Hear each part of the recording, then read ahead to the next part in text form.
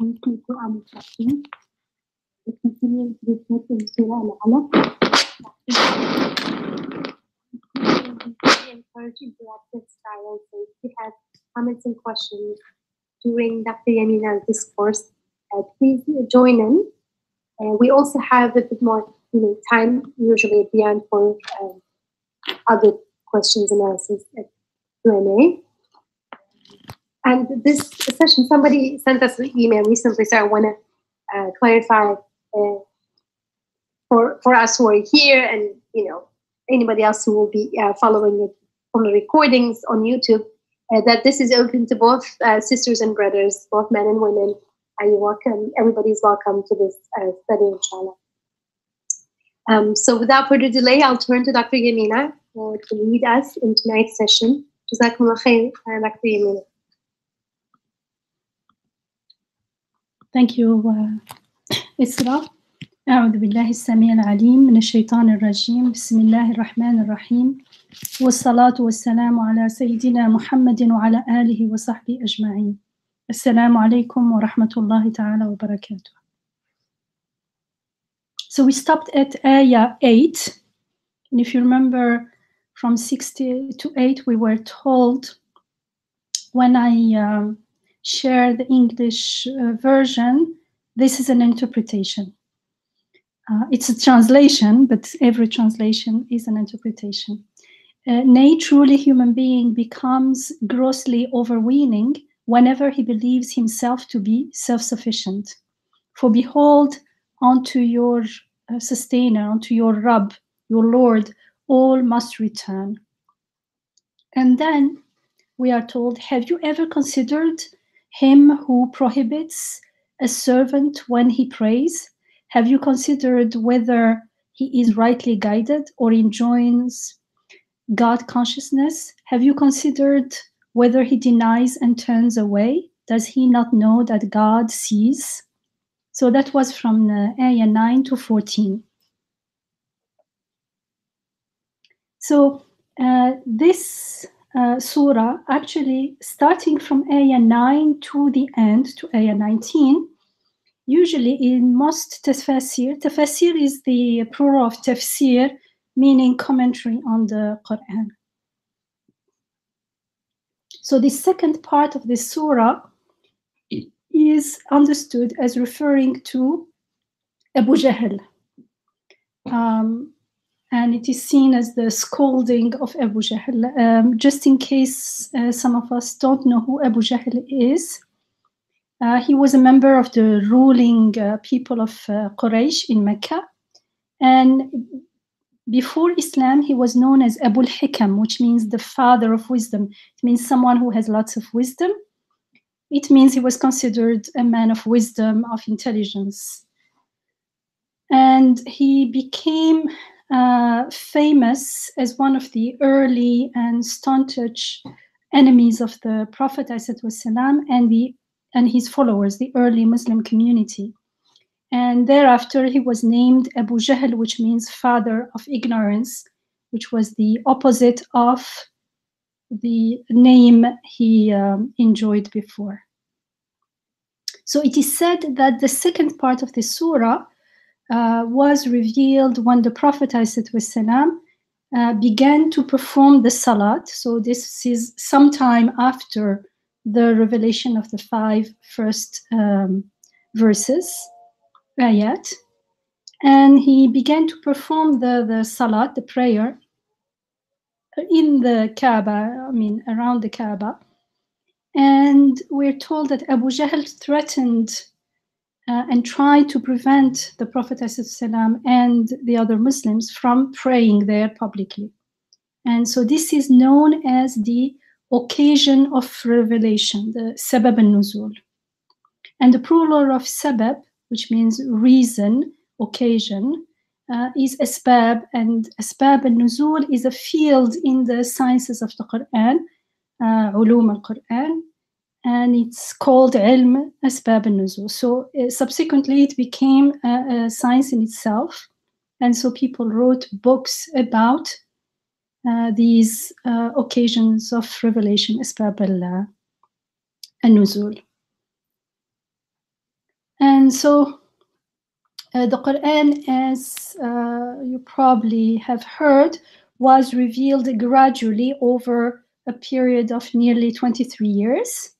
And Muslim scholars agree that the revelations of the Quran can be divided from one perspective, of course, into two types. One type include passages of the Quran which were revealed in response to, let's say, specific events, some incident, something that happened, and this was revealed in response to it. And those incidents, those circumstances are known as asbab al-nuzul, the occasion of revelation.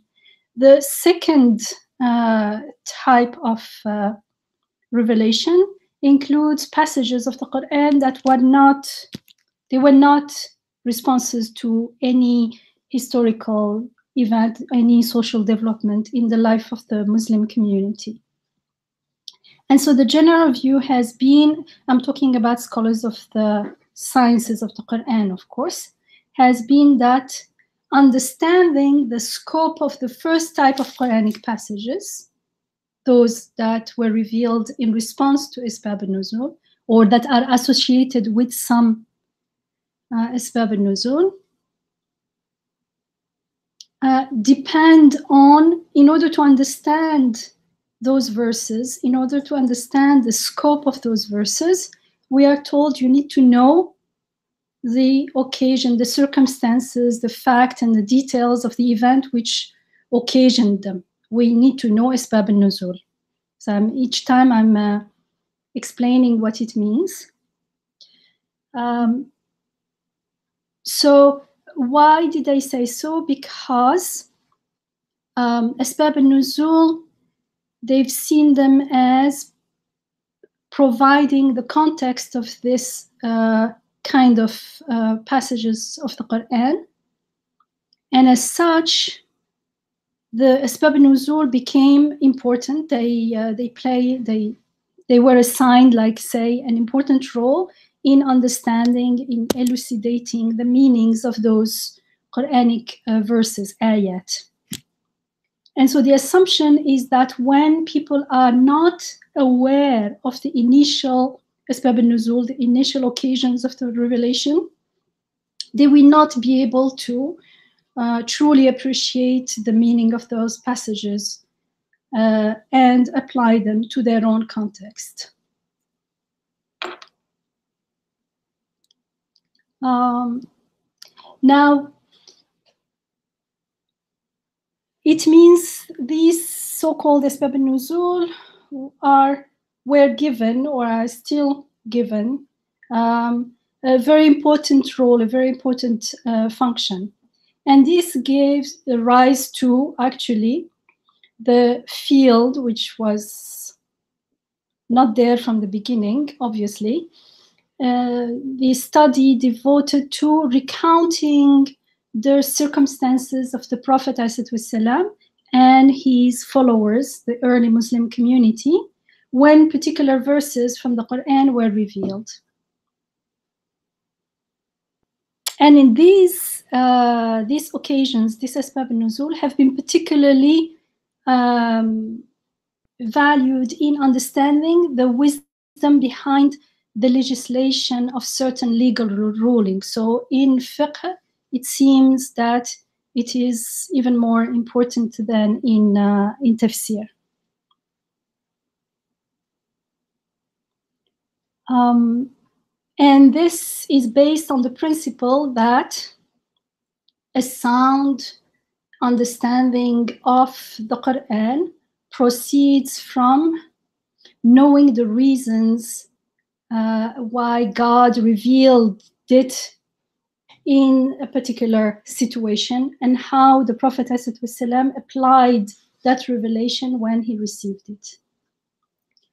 Now, all this is fine if the occasion of the revelation, the circumstance of the revelation, the sabab al-nuzul, is taken as a springboard for understanding the message of the Quran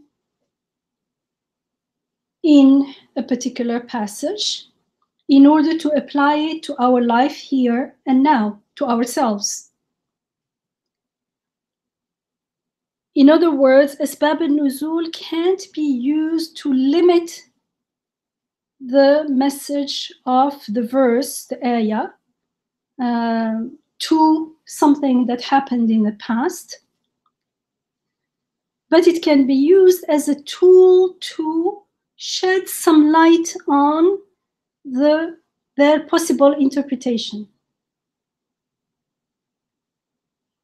I mean, it becomes problematic if the commentary, if our understanding of the passage does not move beyond the historical context, or if it is used to, for instance, sometimes condemn an oppressor as a potential Abu Jahl, in this case, because it's understood as referring to Abu Jahl, and not benefit from the guidance and healing in the passage.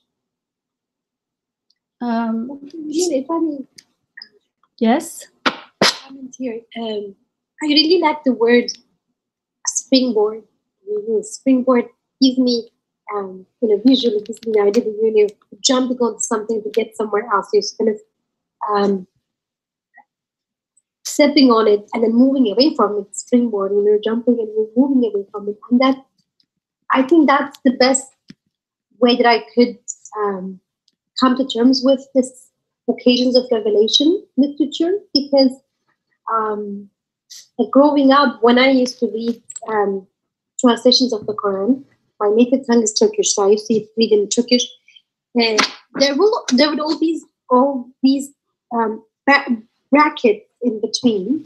The text is saying something, and then it says, "Well, this refers to so and so in the Prophet's time, this bad guy, or this refers to this good guy in the Prophet's time. This refers to this incident." And I couldn't name it at the time, but I felt like the text was closing to me, because it's all about something happened back in 7th century. So, and many times it becomes almost like a veil to the text, because it's about something that happened many time, a long time ago. It's all about this early community.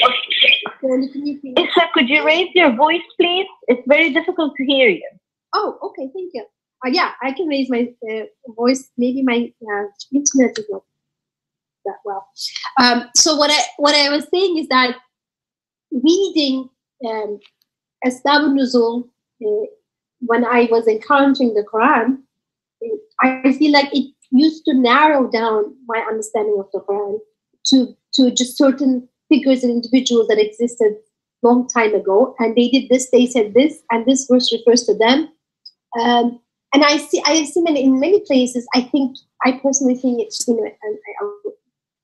in too many places. There is a reference to these Asbab al-Nuzul, these occasions of revelation. This happened, and then this was revealed, almost as a way of kind of veiling the text instead of opening up the text. So I really like this term that you use, springboard. If this kind of information and these traditions are used to open up the text, they're helpful. But if oftentimes it's more veiling us from the text, saying this happened to that people, this is about those people, which is kind of really goes against the Quranic overall Quranic approach. There are so many stories in the Quran about ancient people, but it's not about them. I mean, it's really about us, and all of these are told for our guidance. And so, and adding to that, Asbab al-Nuzul, which is also, it's not like the authentic hadith. They are not always transmitted with clear and sound transmission. But they are supposed to. But as you said, yes, sometimes they are not. But so there is the issue of authenticity of these occasions. But in principle, in theory, they have to be sound and authentic reports. But many are not. That's true. Yeah. And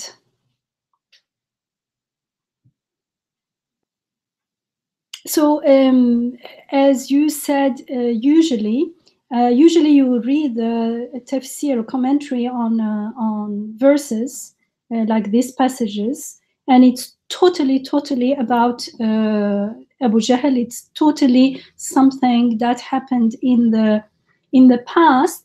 At best, people will say now we can deduce some lessons from what happened. But is this what the Quran is about? Okay, you're taking lessons from that, but that's one thing, but that's not the way to read the Quran. That's not what the Quran is. So I felt the need to mention Asbab al-Nuzul actually for two reasons. One is that most tafsirs, as far as I'm aware of, the ones I'm aware of, all of them, explain the rest of this surah, for instance, but you can apply this to other passages in the Quran in terms of Asbab al-Nuzul, in terms of the occasions of revelation, and they stop there. And then when you are reading with other people who are trying to reading the commentary in order to apply it to ourselves, then we take the story about Abu Jahl and we try to get some lesson for ourselves. And the second reason is to shed some light on this, the popular view that without Asbab al-Nuzul, you can't understand the Quran properly. And this view is actually taken out of context. As I mentioned earlier, only some passages are associated with Asbab al-Nuzul. And if you take only authentic reports, then actually very few. It will apply to very few passages from the Quran. Most of the verses of the Quran were revealed without a particular sabab al-nuzul, without a particular incident associated to their revelations. And there are also, as Isra mentioned, the histories of various nations and the knowledge of the unseen, and all those have nothing to do with Asbab al-Nuzul. And as we are told in the Quran itself, and it is agreed among scholars of the Quran, the primary purpose for the revelation of the Quran is to guide humankind out of the darkness into the light. This is the first ayah of Surah Ibrahim, and I think we did study Surah Ibrahim together. It starts with Alif Lam Ra, كتاب أنزلناه إليك لتخرج الناس من الظلمات إلى النور بإذن ربهم إلى صراط العزيز الحميد. So the first ayah of Surah Ibrahim, Surah 14, is Alif Lam Ra, a book we sent. So we sent for what reason? In order that you might bring forth humankind out of the darkness into the light by their Lord's permission, onto the path that leads to the Almighty, the one to whom all praise is due. And even in fiqh,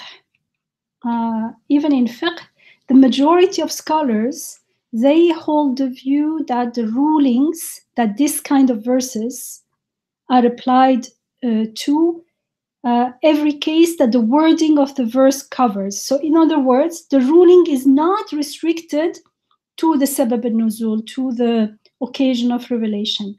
They say what happened in history cannot restrict the verse. What matters is the wording of the verse. In every case, what comes first is the wording of the verse. And so one principle in fiqh is that the consideration of a ruling comes from the generality of the wording and not the specificity of its sabab al-nuzul, of its the occasion or circumstance of revelation. So this is important. Even in fiqh, they use it to understand what's going on, but it is not the binding. It cannot limit the understanding of the ayah, which makes sense. So it is the case with understanding any passage of the Quran, whether it has a legal how do you say, it is related to any legal ruling or not. And I'm talking about the passages like here that have been associated with something in history, because for most of the Quran, this is not even the case. So for this passage, as far as we're concerned, the specificity of the circumstance of the revelation, the fact that Abu Jahl was harassing the Muslims and attempted many times to prevent the Prophet ﷺ and the Muslims from praying at the Kaaba, does not and cannot limit the generality of the wording of these ayats, this passage. And if we just look at the wording of the passage, for instance, in ayah 6, which we studied before, Kalla, we are told, Kalla innal insana la yatgha. Al-insan means the human being. Al-insan, human being. So it is human being. Well, and if we were to start with a reference, even if we accept the reference to Abu Jahl was not an alien from another galaxy. He is a human being as well. And so we can understand that any human being has a potential Abu Jahl in him.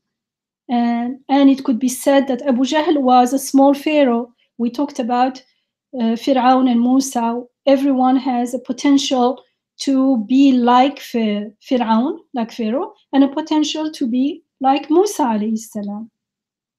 And so it is for Abu Jahl, even if we were going to take that into account. So all these characters, they represent characters like Abu Jahl and Fir'aun, for instance. They represent harmful ways of living, of being in the world that we are warned against. And maybe when there is a living example, it's easier to see the result of transgressing, for instance. It's easier than just imagining. And in the same way, the prophets and the friends of God are also living role models for people. It's easier if we have someone, even if the person is not living next to us, if we can read about the person knowing that this person actually lived, then it becomes easier to not lose hope, to have hope that this is possible. People lived this way. And so we are encouraged to emulate them. So these people went down paths like Abu Jahl that we want to avoid, inshallah. And so Ayah 6 refers to al-insan. Al-insan in Arabic means human being. It does not even have a gender. It is human being in general. Then in Ayah, and also remember in Ayah 7, the reason for the transgression of al-insan, of human being, was explained in Ayah 7 when we were told, and ra'ahu istaghna, whenever he believes himself to be self-sufficient. So if we, as Isra said, it could be a veil, because if we are too much into Abu Jahl's reading the story for Abu Jahl, then we will miss the point that it is about us. Remember, the message of the Quran is universal in the sense that God is speaking to each one of us here and now. Each person, it's speaking to the audience. Whoever listens to it with that attention, it is a message to that person. And so I cannot be reading it for Abu Jahl. But the case of Abu Jahl can bring me extra information, but it is different if I read it through the case of Abu Jahl. I hope you can see the difference. I listen to the Quran directly, God speaking to me. There is a message for me here.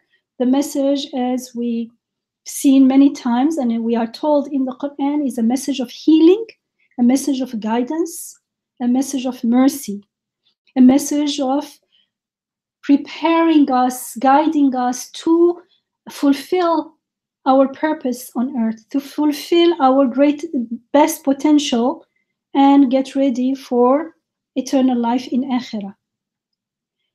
Now, the fact that the case of Abu Jahl is also can apply to this is a side case study.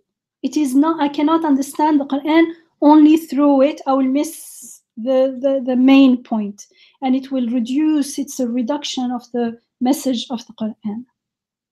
And Dr. Yamina, can we say that there is a sign in the fact that Abu Jahl's name is not mentioned? Of course, if things that are not mentioned have been understood as hikmah, like many things that are mentioned in other scriptures are not mentioned in a story, for instance, a similar parallel story in the Quran, because not mentioning it is also hikmah. It's itself, it doesn't want us to get lost into the details of a particular historical event and losing scope of the meaning as it relates to us here and now. Yeah, that's true.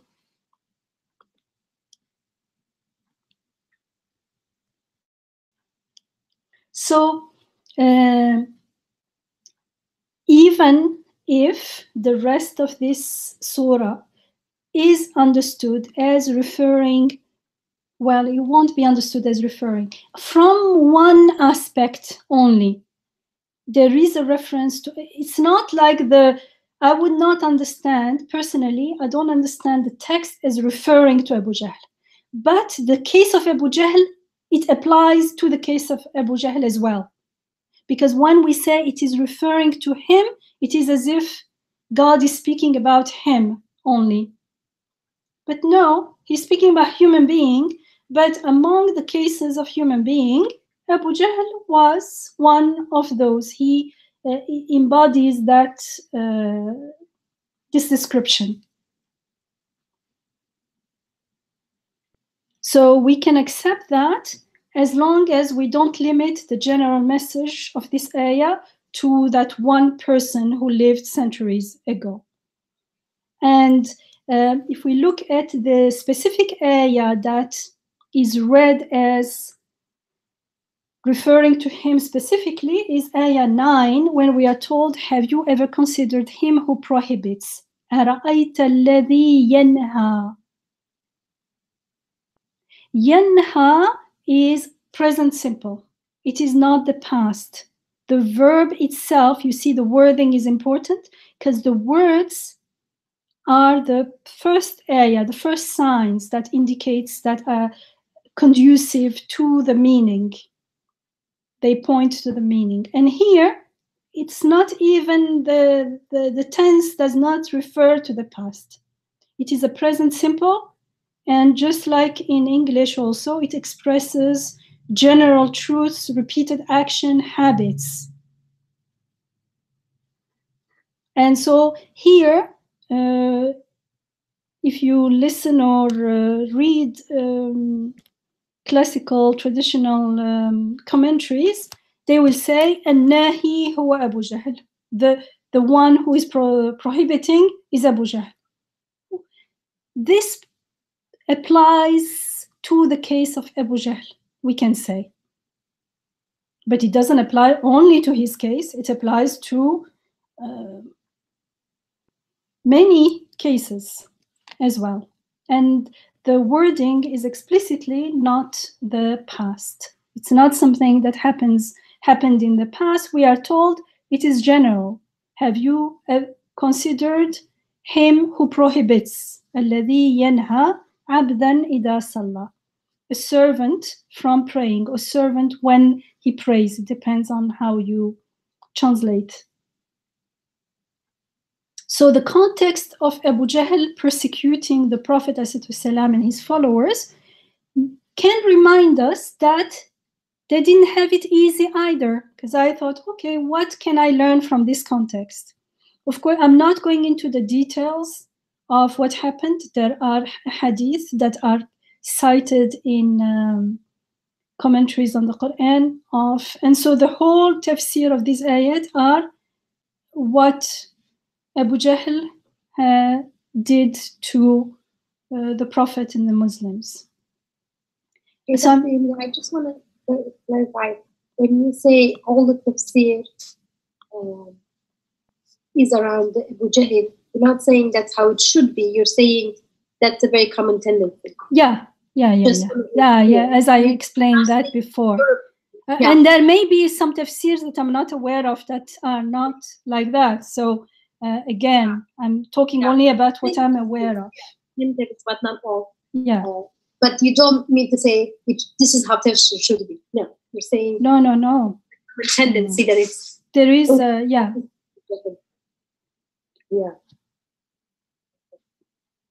And I'm saying also that we can benefit from that if we keep in mind that the message of the Quran is universal and it is God speaking to me now. So I don't have to go back to the past, to that incident to understand this ayah, as some people think that without understanding that, without knowing what happened in details, you can't understand what this ayah is saying. Then that is questionable from the sense that the universality of the message of the ayah is, how do you say, being compromised. Sorry? Compromised? Yeah, it is compromised, and probably not intentionally, but if it's taken out of context, it can be misunderstood. So, for instance, one of the things I thought, what does this context of Abu Jahl persecuting the Prophet ﷺ reminds us? It could remind us that they didn't have it easy either. Because some of us may imagine that in the old days it was all good, it was okay to follow Islam. But now, in these modern days, whatever that means, it's difficult. I mean, you stand out. And it's not only because we're living in a majority non-Muslim. Even those living in majority so-called Muslim countries, people can say this. Some people say it explicitly. Some people say it in indirect ways. And you read this and you realize that no, it was not easy then either. It means it always, at all times, there is need for strong faith, for conviction in one's path. Then it is made easy upon its followers. You remember last week we talked about how the path of easiness is made easy onto the muhsin. So the path becomes easy not because the circumstances are easy, no, because of the person's own stand. So we have to change what's inside us. Then we start perceiving things in a different way. The muhsins, wherever they turn, there is Wajh Allah. They see Wajh Allah, the face of God, the face of the world that looks to God, that looks to the beautiful names of God in everything. the good, the seemingly good and the seemingly bad, the seemingly easy and the seemingly hard and difficult. So for those people, it becomes easier because they're living at a higher, they're not living from the ego, they're living from the heart, from the soul. They're living with that consciousness of being a abd, being totally dependent on their Rabb. So everything is a reminder of who our Rabb is. Everything is an ayah. And so you start looking at things from a different perspective, and life becomes easy. So I don't know if we can see that it is in who we are that's going to make the difference, not the whole world has to change and then we will have it easy. Things and the world and people are not going to change because of us. We can't make people change, and that's not our purpose in life. Everyone is free to make their own choices. Just as we want to be free, everyone has the right to be free, and the more we value and appreciate our freedom, the more we need to respect other people's freedom. So once we have that strong faith, that well-grounded convictions, then the path we tread is made easy. And so the fact is that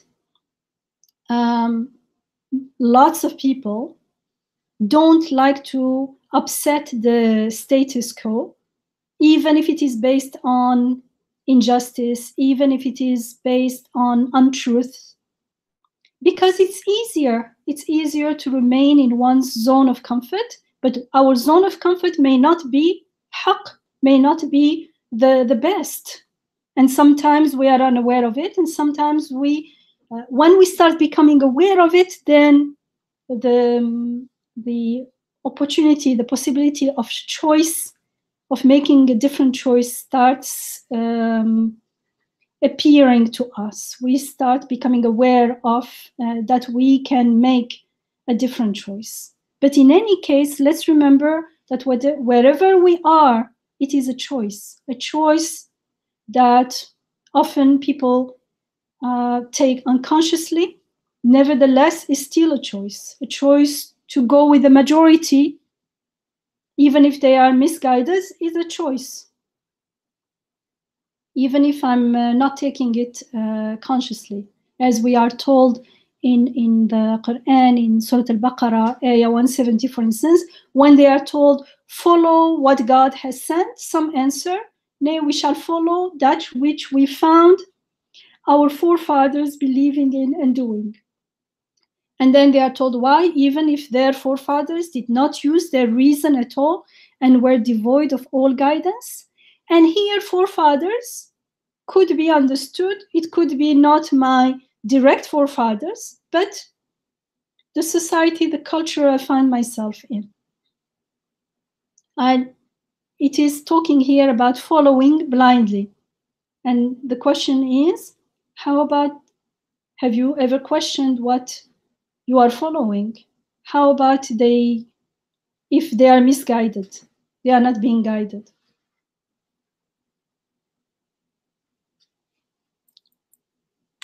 So back to Ayah 9 and 10, we are told, أَرَأَيْتَ الَّذِي يَنْهَى عَبْدًا إِذَا صَلَّى. Have you considered him who prohibits a servant when he prays, or a servant from praying?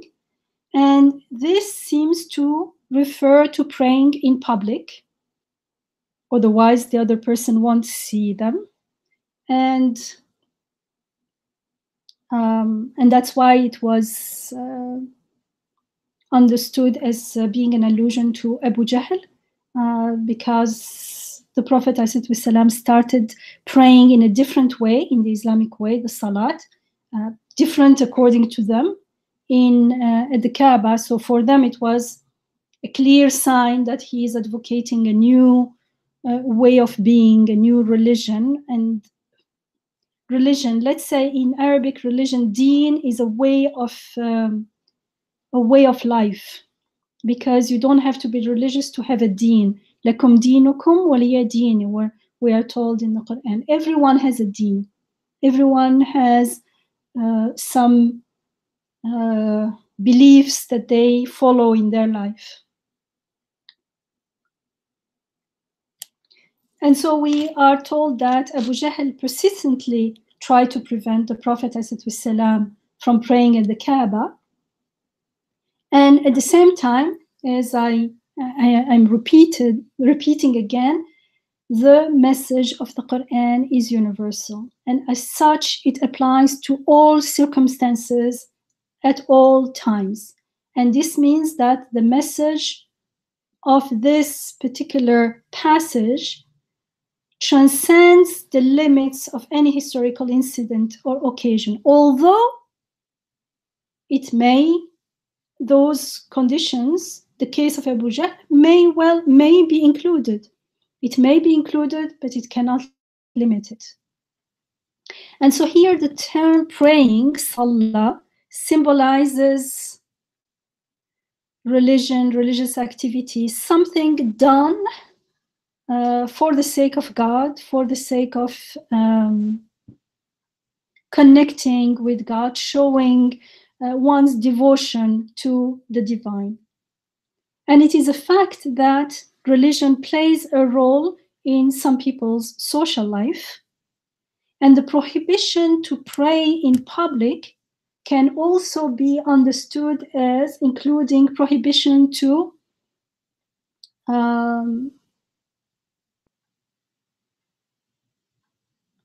pray in public, prohibition to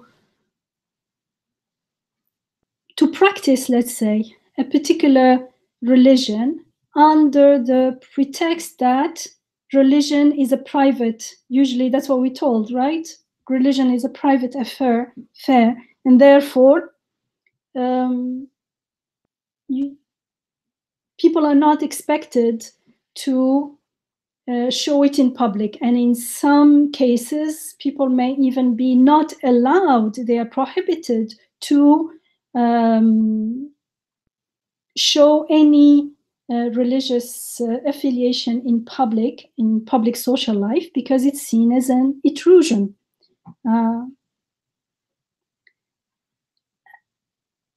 And often the proponent of these claims, the claim that religion is a private affair, they themselves believe that human being is above any need for religion, any need for metaphysical guidance. It is exactly what verse 6 and 7 says. Istaghna. It is the belief of people who imagine themselves to be self-sufficient. And that's why they say, okay, you take your religious beliefs in behind doors, in your home. And this claim that religion is a private affair is often taken as objective, as neutral, and it represents the norm for many people. It represents the norm in public life. And religion is condemned, or at best it is pushed into the closet and out of sight. And this, I'll call it, I don't know if this name exists, but the myth of secular neutrality or secular objectivity.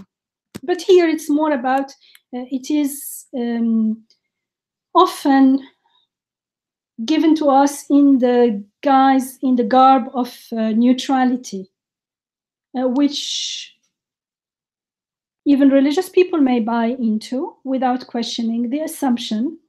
And the assumption behind it is faith equals bias, secular equals neutral. And of course, this is a myth, because it's not true.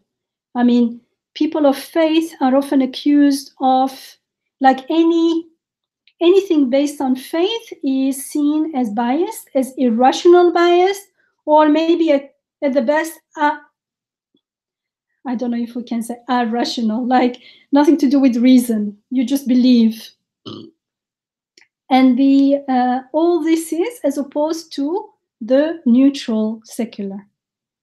And this idea, I'm just going to cut very short, but it comes basically from the Enlightenment suggestion that the only trustworthy truth claims are those, or were those, because we don't accept that, based on the scientific method. And by scientific method, they mean empirical observation, logical analysis. And according to this claim, nothing but science has any authority. And that's why anything that wants to have authority, they have to call themselves science. But this view fails its own standards because the assertion itself is not based on any scientific observation. It's not based on any logical analysis. And according to this claim also, the laws of science itself, the so-called scientific laws, they should be refuted. They don't have any truth then, because there is no way to prove the truth of a law based on empirical observation and logical analysis, because laws means they pertain to the future, right? If we say a law, it pertains to all time, including the future. Can we observe the future? No, there's no way. And can they be asserted logically? No way, because they are based on induction. We observed 1 case, 2 cases, 3 cases. Okay, we induced from that this is what happens. So there's nothing logical there. There's no logical necessity. So according to this, you see, the claim is just repeated, but it's a dogma. It's a dogma. It means it cannot be proven. Yamina, these are very important and major points. I know you want to get going, but I wonder if some of the audience have questions, because it doesn't seem like that's why I'm really thinking that belief in God is biased because nobody saw God, but belief in gravity or belief in natural causes making things happen is something we see. So it looks like people who believe in God have some sort of bias, and people who don't believe in God are the people who are more neutral because they're not adding anything to what they see. They say, I see a flower and this flower is red or blue. It's a fact. It's a fact. That's I believe somebody made that flower, and like, you don't see that person. Whereas I see the soil, I see the rain, I see the seed, I see the DNA, and then the flower comes.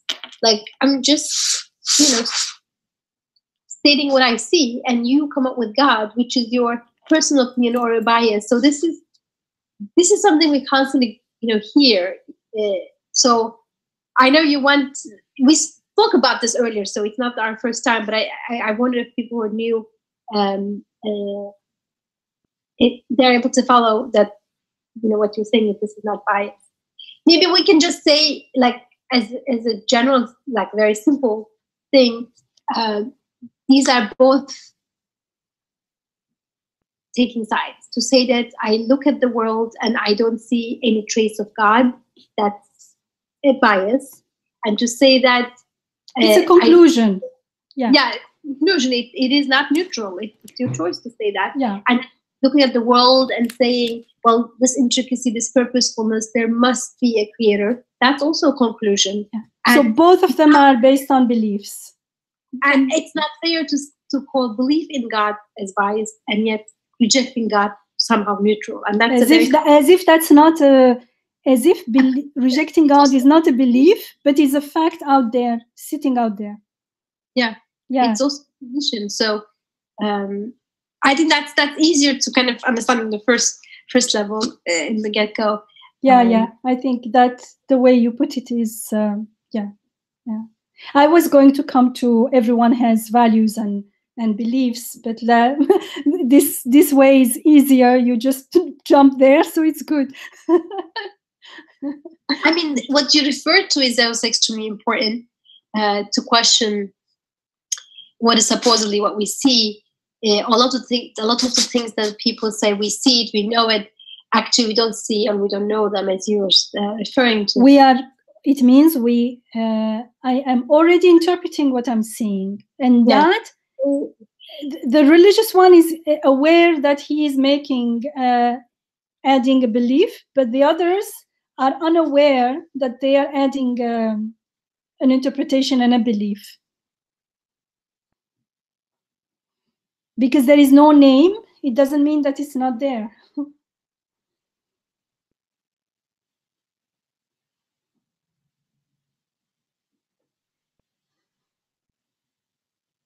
And actually, because of that, what they did is like with the Enlightenment, what they divided the world into two: the physical world, and that's what Isra was saying. You see gravity, you see the flower, it's red, the physical world of facts, and that's what science explores.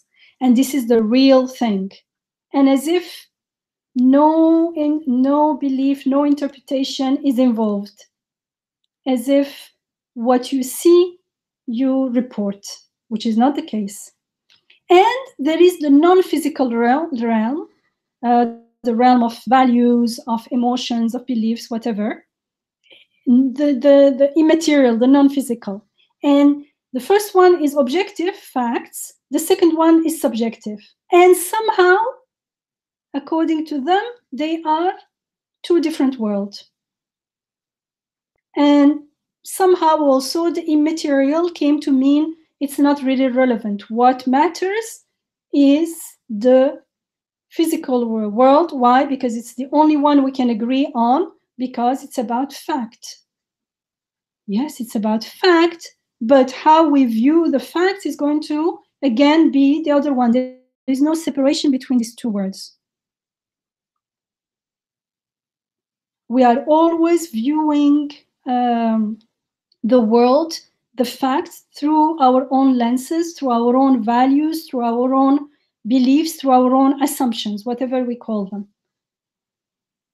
And we end up how do you say? We conclude something that is going to be based on those assumptions and beliefs. So the only difference is it's not about some people add their interpretations and some not. No, everyone does.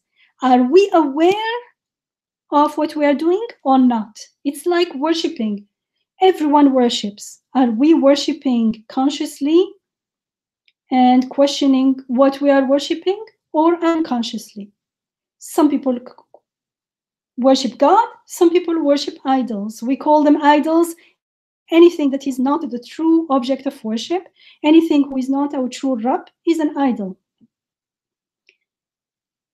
And so everyone is worshiping. We can either worship God consciously or worship other things unconsciously. Well, unless someone consciously worships something else, could be. Why not? It's a conscious choice. But the whole thing is, when someone is conscious of their worshiping something else, when someone is conscious of evaluating, interpreting the facts in a particular way, then it is easier to talk to that person, because they won't claim neutrality and objectivity and then use that as a, how do you say, as like a tool, like not a tool, but I don't know how to say in Kalkan. How would you say? Like to protect themselves, as a tool to protect themselves, their own, to hide behind. They hide behind it because it's objective, it's neutral. The whole thing. Shield. Dr. Yamina, shield. Ah, a shield. Thank you. So they use it as a shield to hide behind it and to protect their personal views and present them as neutral and impose them on others. Because it's neutral, therefore universal, then therefore everyone. It's the fact. You have to accept the fact. So it's a whole like scenario that we, and sometimes, and why it works, because the majority of people buy into this scenario, into this illusion, this dogma.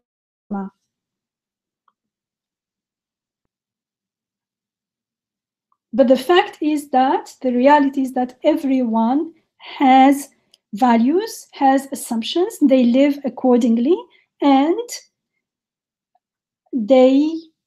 that's going to show up in how they perceive the facts out there. The facts out there are out there. How we perceive them and report them is already tainted, or tainted sounds negative, or already, interpreted. They are already interpreted. When we report them, it's an interpretation. And so why, when it is, when the facts are used to affirm God, it becomes biased. When they are used to reject God, it becomes objective reality, objective fact. The fact themselves don't tell you that there is no God.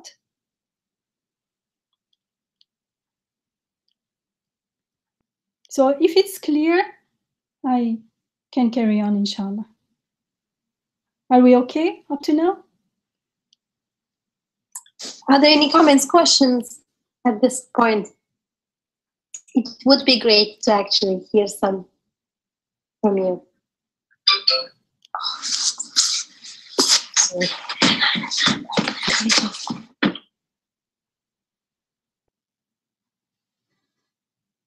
And so according to that view, materialism is like as if the neutral way of looking at the world, but it's not true. Because there is no such a thing as a neutral world, because there is no such a thing as no value, no interpretation. And when we ask the question, it's easy to see the absurdity of such a dogma.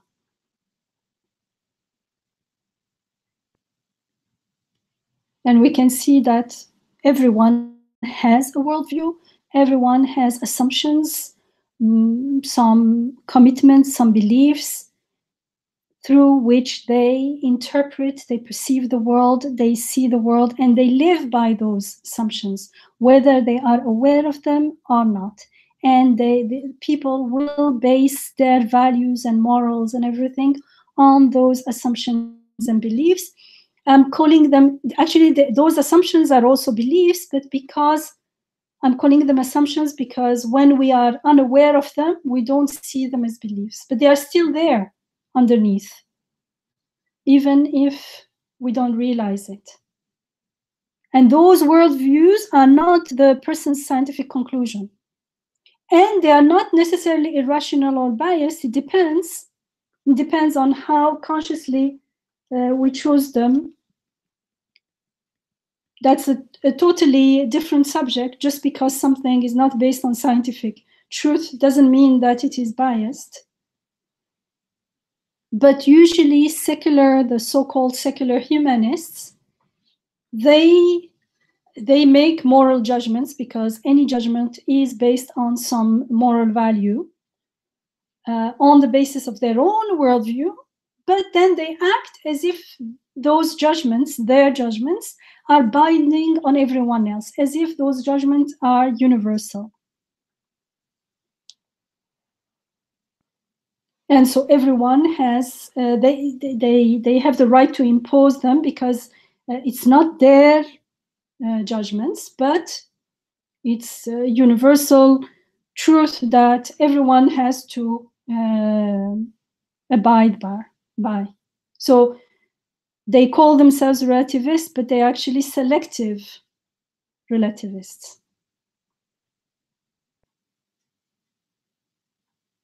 And what came to my mind is, for instance, in terms of dress, it seems that on one side there is freedom of wearing whatever you want, and on the other there is a dress code. I'm thinking of, for instance, in the case of Muslims. But that's not the case. That's not what's going on. There is always a kind of dress code, either explicitly recognized or not. Either the code has some divine origins or people decided on it. And if those who claim freedom, they say, we are free, we don't accept such limitations, such a bias, if they were truly free of any value, of any prejudice or assumption, then let them wear something different from time to time. For instance, people who claim, some people will relate, they say form is not important, so why do you wear the hijab? Like, to believe in God, you believe in your heart. Form is not important. If you go with this false logic, you say a form is not important, then why do you smile to your friend, to your child? You might just as well, form is not important. You can always have a long face or look angry and say, but I love you. So it doesn't make sense, but let's say. But I mean, with that logic, is somebody can say, then once in a while just wear the hijab, because exactly, that's exactly what I was going to say. Thank you. Oh, sorry. Exactly. Yes. Like I've heard this many times in the past. Form is not important. Why do you have to wear the hijab? And one day it was like, okay, since it's not important, then you wear it from time to time, once in a year, for instance. And the reaction is like an appalled face. Like the face says, never ever. You said it was a form. You said form is not important. Why is it not important only in one particular case and not in others? Why is your way of wearing okay, but not others? You see, there is, because the person is unaware of their stand. They are unaware that they are taking a stand. They think that they are being objective and neutral. How about banning the hijab in the name of freeing women as well? Like, you see, there is a stance, an attitude against a particular way of dressing, and that being against something, like rejecting God, is an interpretation. It is a belief. It is not neutral. Being against a particular way of dressing is not neutral. It is not objective. It is a belief. It's not a religious belief, but nonetheless, it is a belief in something. It is what I want to emphasize here is that it is not neutral. That's hiding behind objectivity is like an old trick. And the more you live with consciousness, the more you see it very clearly. And in the context of this surah, when we consider how human being is created from a clinging clot, remember from the very beginning, then he's been endowed with intellect and with understanding and with knowledge. So how this being that cannot sustain his own life, this being that is totally dependent on his Rabb, can forget about this reality, his reality, and imagines himself to be self-sufficient, then he transgresses the bounds of justice and righteousness, and then he declares that he doesn't like the way someone else is dressing, even when he understands that the other one is not doing it just to tease you or something. It's my own belief. Then show some respect. No. Says, I don't like it. But it doesn't come openly saying, I don't like it. Openly, they come and say, no, this is your religious belief. You keep it at home, outside, in the public life, public social life. We don't express any belief. Dr. Yamina, I think also there, this kind of opposing religion in public has the assumption, as you have indicated already, that because religion is irrational, it's based on something not real, you keep it at home with you. Because in public space, you want to keep rational, reasonable things. Yeah.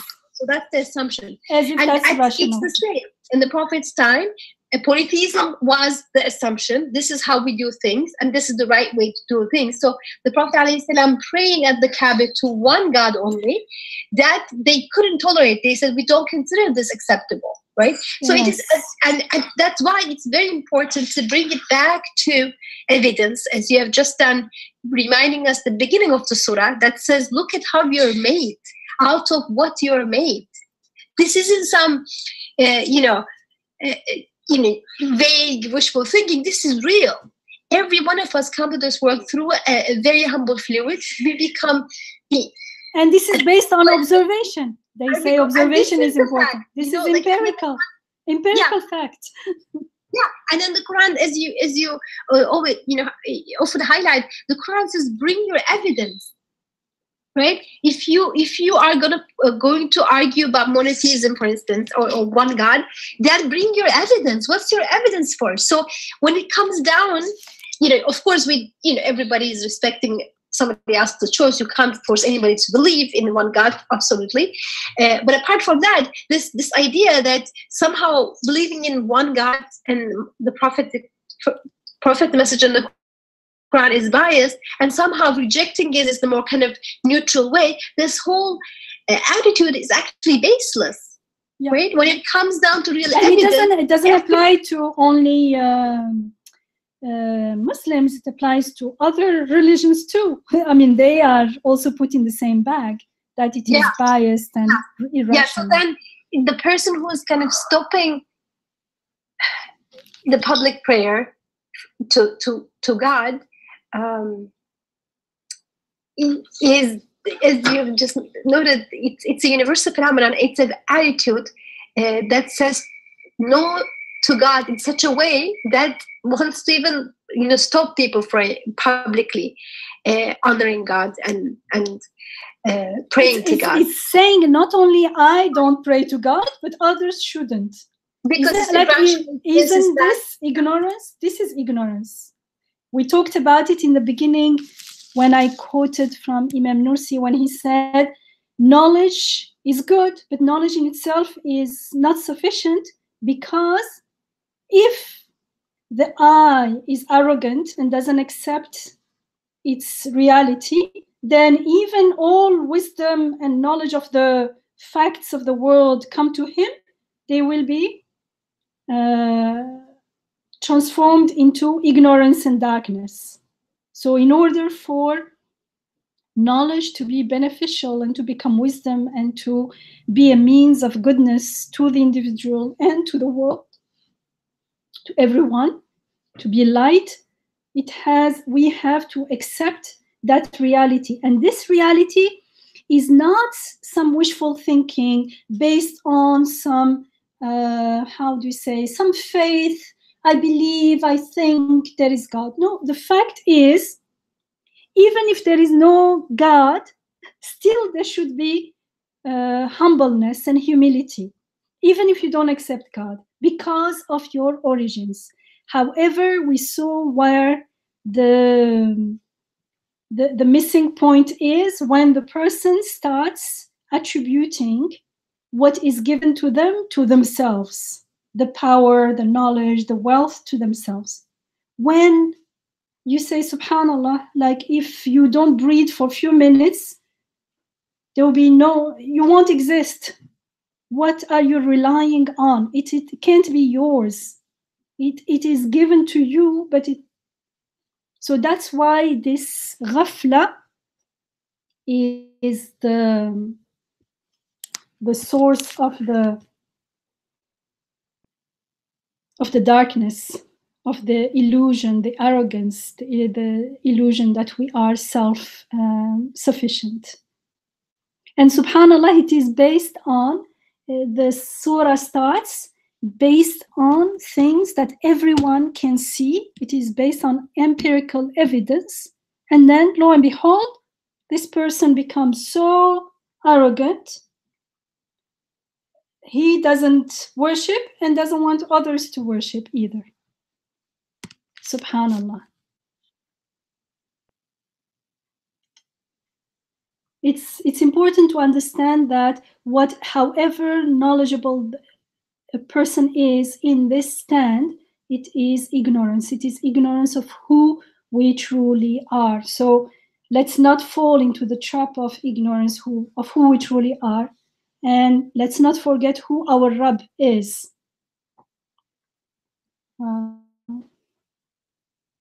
Anything to share? No? I mean, thinking of the hijab, waiting if there is anyone who wants to ask or comment of the hijab. I was thinking, we don't have only one Abu Jahl, we have like whole states enforcing measures in the name of the law, in the name of freedom, to ban, for instance, the headscarf. I mean, openly, they don't say they're banning the headscarf, like the law on secularity and conspicuous religious symbols. And they say that they are banning wearing all so-called conspicuous religious symbols in public. Of course, that's what matters. And when they are doing this, they don't see that it contradicts the fact that the same law also recognizes freedom of religion, because they understood, relocated freedom of religion is freedom in your home, in your, like, out of the public sphere. Like, how come? Like, I am a person, I can't be worship God inside and don't worship him when I'm outside. You are putting a restriction on who I am and what I do. But you see the arrogance and the transgression and the oppression.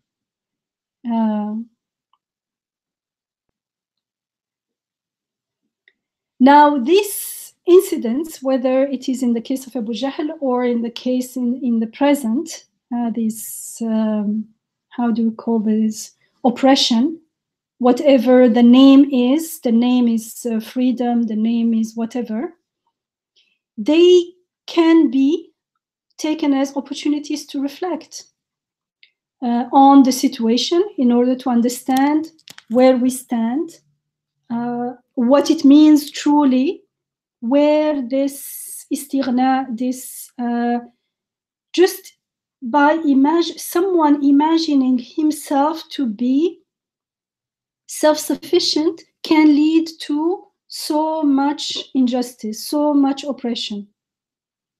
Subhanallah. It seems like it's not very relevant. Okay, so we are free to perceive ourselves as we want. We accept our reality or not, so what?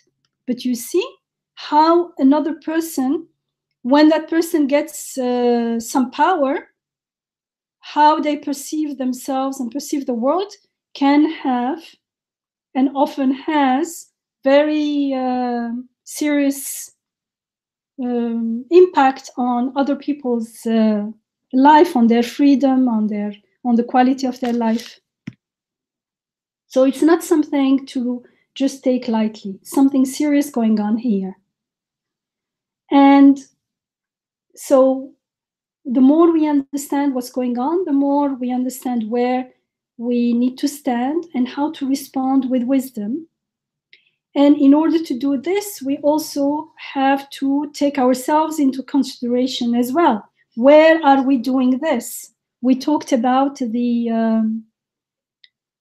istighna, the totally from our own perspective, not other people. And to the extent that we understand what we are doing in our own inner life, we can recognize it in others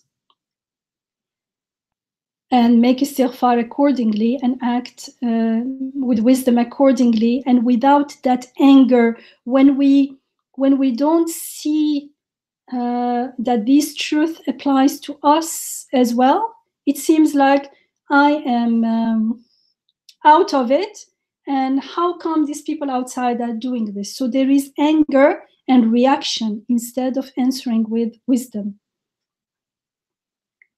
And one of it is, am I preventing someone from worshiping and praying in public? And that someone could be my own self. I mean, I could oppress myself for fear, I don't know, fear of not fitting, fear of what the others will say, and things like that. And if I do it to myself, I won't be able to help others in that situation. I won't even maybe put in that situations because I'm not ready. Even if I'm put in that situation, I will fail to appreciate it or see it, or just ignore it and pass by.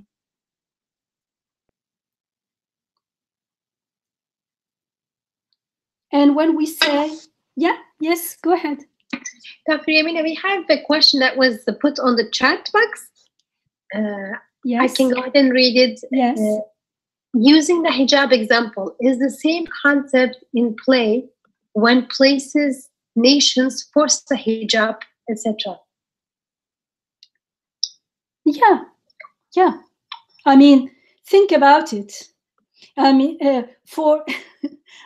I said we can understand this as for myself, like, am I preventing someone from worshiping and praying? Am I preventing myself from worshiping and praying in public?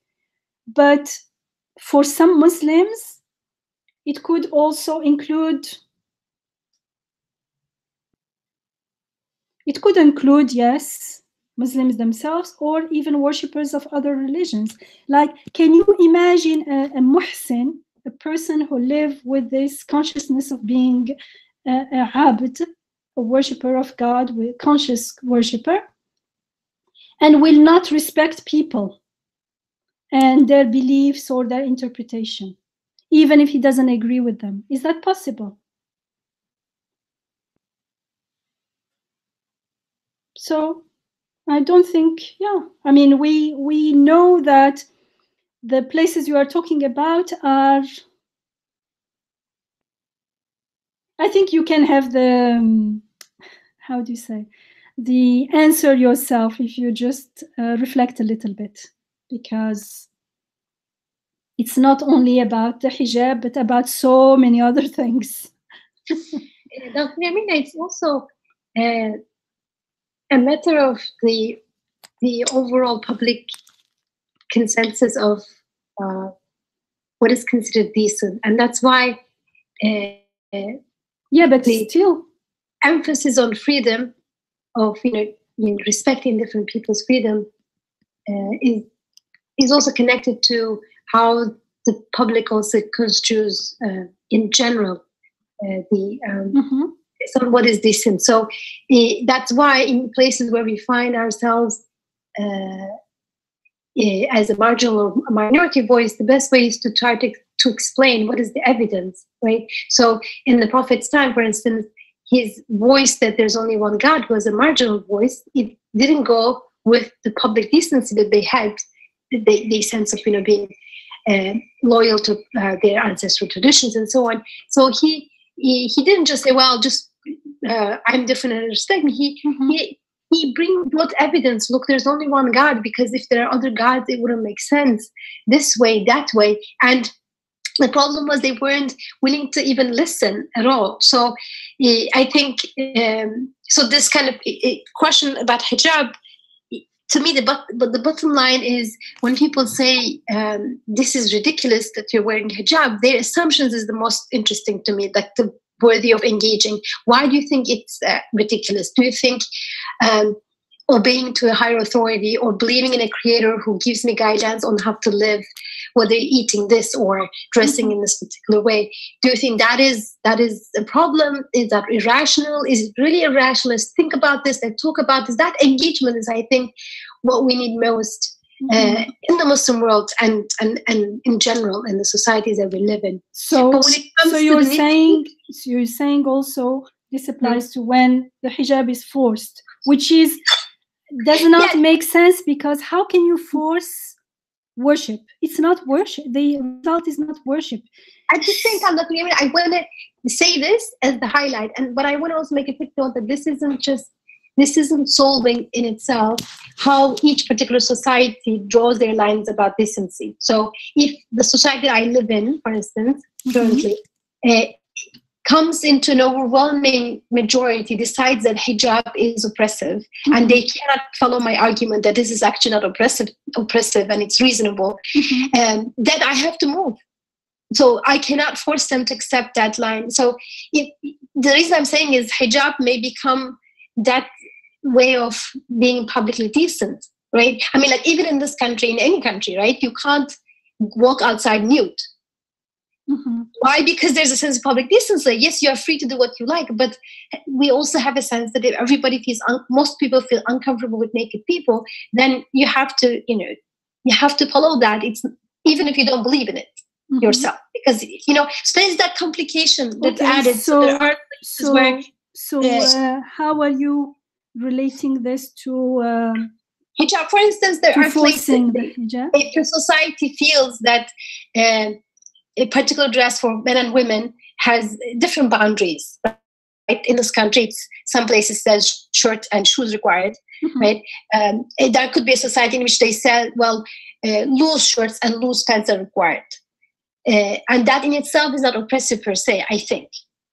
I know this is kind of going into a whole different discussion, but if they don't claim to be doing it in the name of religion, then yes, I would agree with you. It's like I don't agree with their reasoning, but okay, they may have decided.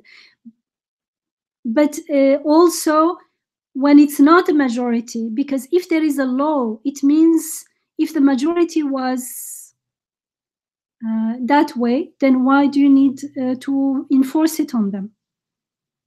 At the same time, laws are precisely for that, right? I mean, we have laws against stealing because majority doesn't think stealing is a good idea, but some people do. But if majority thought stealing was okay, we couldn't have a law against stealing because majority think it's not, it's not okay. I just wanted to indicate that it's a bit complicated issue when it comes down to certain. I see what you mean.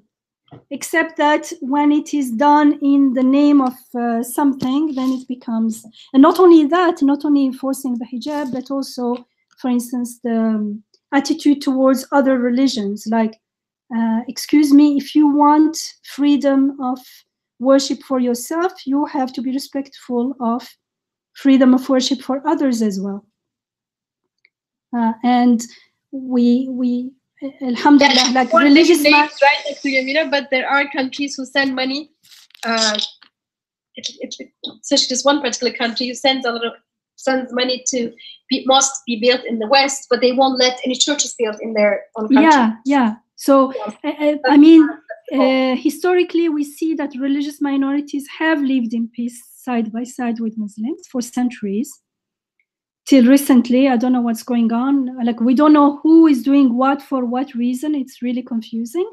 But like, place where you can't build a church, but you want to build a mosque somewhere else. Like,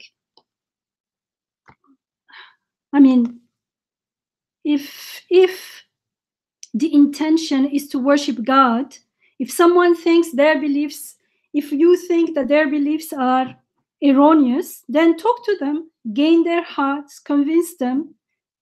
But you still have, it still has to be done, as you said before, through conversation. The conversation has to be peaceful, respectful, if they are open, if they are willing to listen. If they are not willing to listen, if they are not convinced, then you can pray for them, but they have all freedom, the right and the freedom to their beliefs. I mean, from their perspective, they may think you are the one who is misguided. So, and what we are told in the Quran, in the hereafter, God will decide between you. In this world, compete for good words, good deeds. Do not condemn each other. Just compete in good deeds, and leave all those work together on the things that you have in common, and the things that you disagree on, leave it for the hereafter, because God will decide about it. So, I mean, we wouldn't like them to condemn our beliefs. Why would you go around condemning them or not letting them the freedom to worship? I mean, the common golden rule is do unto others as you wish them to do unto you. And you know the hadith. The hadith لا يؤمن أحدكم حتى يحب لأخيه أو لجاره ما يحب لنفسه. This is a hadith that is both in Muslim and Bukhari, and it means none of you has believed until he loves for his brother or his neighbor what he loves for himself. And it is one of the Arba'in of Nawawi, Imam Nawawi, rahimahullah. He has a collection of hadith, and it's one of them. And there he has a tafsir, he comments on this hadith, and he says, he says, he interprets this, he said it's better to understand this hadith as brotherhood in general, meaning your brother, disbeliever, or your brother, the believer, the Muslim.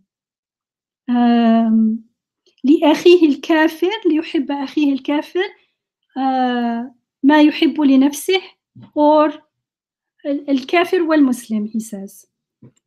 Why? I mean, even in the time of the Prophet ﷺ, and it is the case nowadays as well, in the same family, one person can be a believer, one person can be not for any reason, not necessarily that they were born in that tradition, because being born is not the end of doesn't make us surrenderers, or some people are new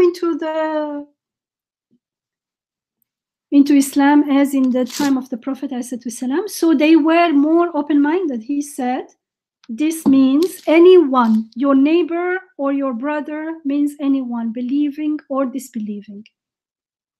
And you cannot have truly believed until you love for the others what you love for yourself. And the golden rule is do unto others as you wish them to do unto you. And actually, to the extent that we practice these ways of being, we will, inshallah, how do you say? It will be done unto us, but we can't not practice it and expect others to do it. We are responsible for ourselves first. And there is also the hadith that says you won't enter paradise until you believe, and you will not believe until you love each other. And then the Prophet ﷺ said, shall I show you something that if you did, you would love each other? And you know what that is? spread peace among yourselves. So actually we are given clear instructions on how to live. Or in the Quran, the famous وَلَا تَسْتَوِي الْحَسَنَةُ وَلَا السَّيِّئَةُ ادْفَعْ بِالَّتِي هِيَ أَحْسَنُ. Good and evil cannot be equal. Therefore, repel evil with something that is better. And the one between whom and yourself was enmity will become as though he had always been a close and true friend. فإذا الذي بينك وبينه عداوة كأنه ولي حميم. And then we are told, but this is like, clearly this is not so easy. That's why we are told, and this quality shall receive it those who are steadfast and patient. وَمَا يُلَقَّاهَا إِلَّا الَّذِينَ صَبَرُوا وَمَا يُلَقَّاهَا إِلَّا ذُو حَظٍّ عَظِيمٍ. And those ones are the ones who have been endowed with great fortune, with great goodness. Subhanallah. So mutual respect is very important, and doing unto others as we wish them to do unto ourselves is very important. And that's why there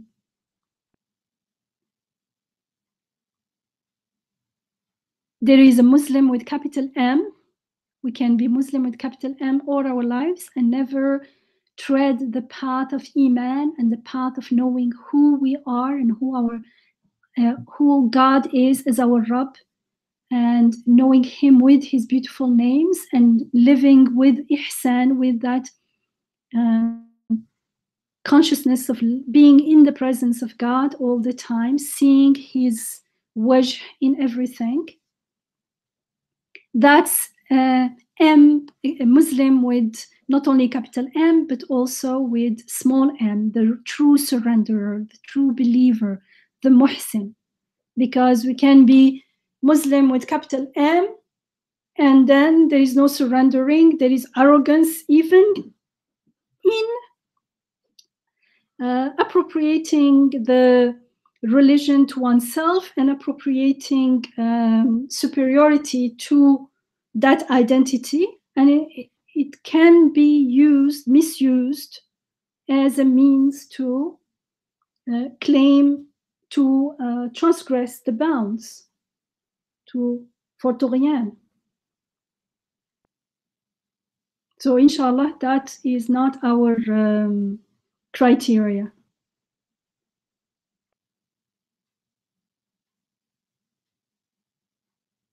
What Muslims, capital M, do is not necessarily in accordance with Iman and Ihsan and Islam. Thank you. Jazakumullah khair, Dr. Yamina, for clarifying that. Thank you. Are there any other comments, questions at this time?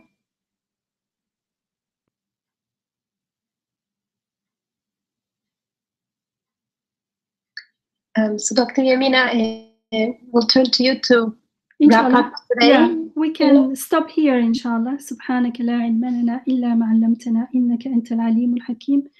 وآخر دعوانا أن الحمد لله رب العالمين.